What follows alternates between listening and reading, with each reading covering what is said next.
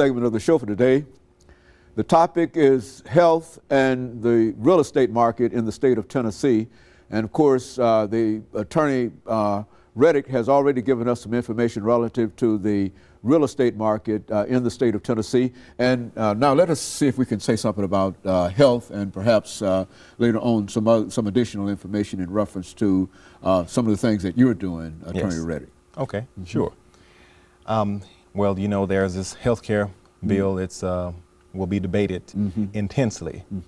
And the state of the health care policy right now, it's just, we are in desperate need of health care reform. Good. I mean, there's absolutely no question about it.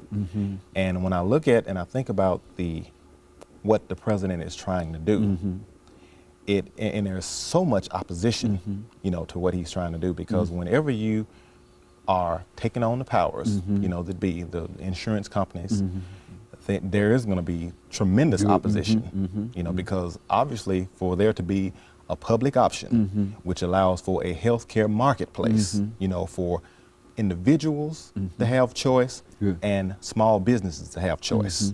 You know, no longer is there the monopoly.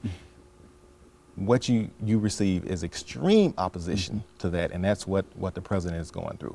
But what I'm hoping, because this was an essential part of his campaign and what he ran on and what I believe he was elected to do, is to do what he thinks is right and is to vigorously pursue health care reform.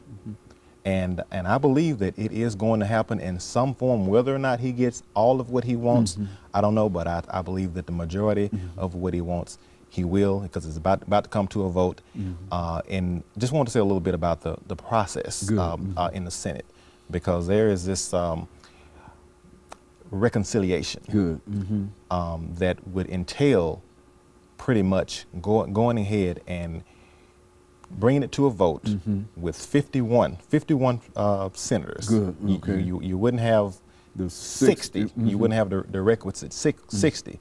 And the question is whether or not that's a good idea to go ahead. And I've heard politically it's not a good idea for him to do it, because it would be the equivalent of somewhat ramming the legislation down the throats of the American people.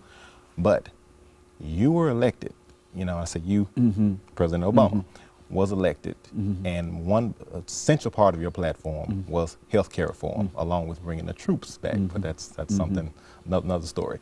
And that is what the American people are expecting, health care. So you have this coalition of blue dog Democrats, you know, which consist of mostly Democrats in the South, you know, conservative Democrats that are hearing that, no, we don't want the public option, we don't want government-run health care, we want to keep government away from health care.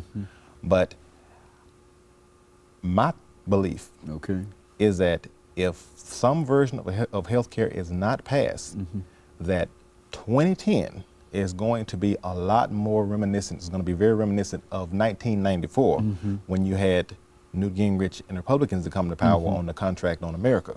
It's going to be a lot reminiscent, more reminiscent of that. So something has to be done, and that because the system is broken, it doesn't work. You know, the premiums are too high, you know, with the co-pays, and you know, with people with pre-existing conditions are not being able to, you know, receive coverage, and so something needs to be done, you know, to fix it. And his proposal, by and large, you know, it's not perfect, you know, but by and large, it is good because it gives Americans choices.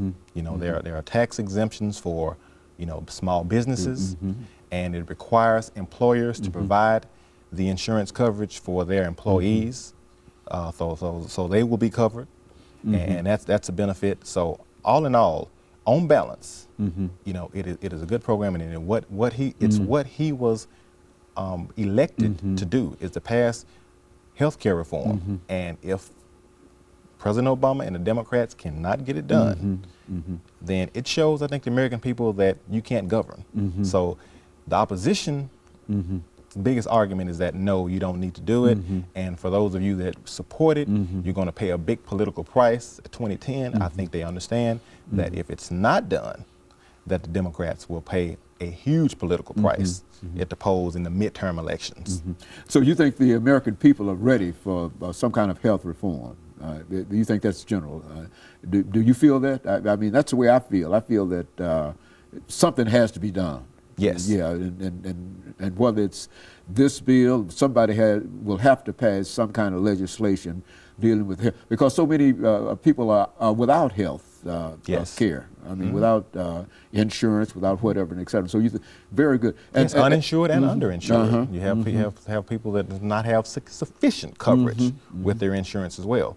So I mean, it's almost complete unanimity that something needs to be done. Okay, you know, the question is what? Very good. And of course, I think that as an attorney, what are some of your thoughts in reference to these policies? Yes, I feel that the president should vigorously go after and say whoever it is that is not supporting health care reform, like I say, in particular with Democrats. So you've got consistency across the board. You're going to have even Olympia Snowe, the more moderate Republican from Maine. She is not going to support the public option, but she will support health care reform in general. So I don't think there's going to be one single Republican vote for health care reform. You think it's going to be, they're going to refuse to become involved to that extent, that they're not going to become involved at all? Is that? Well, and the thing that's disappointing about that, it's one thing to oppose and to say this is not the best